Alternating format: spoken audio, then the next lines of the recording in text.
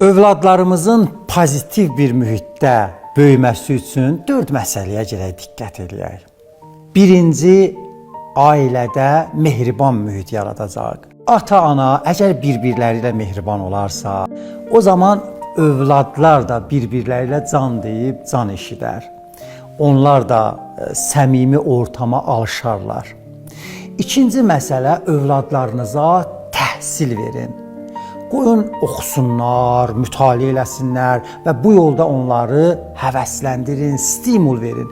Çünki uşaq əgər oxuyarsa, bilik dərəcəsi yuxarıya gedərsə, özünü güvəndə hiss edər, özünü yaxşı hiss edər. Üçüncü məsələ, övladlarınıza elmdən əlavə, təhsildən əlavə bir bacarığa sahib olmağı öyrədin. Misal üçün, yönləndirin gedib bir dil öyrənsin, ingilis dilini öyrənsin, fransız dilini öyrənsin, ərəb dilini öyrənsin, fərq etmir. Hər hansısa bir idman sahəsində bir uğur əldə eləsin. Dördüncü məsələ, məsuliyyət verin övladınıza.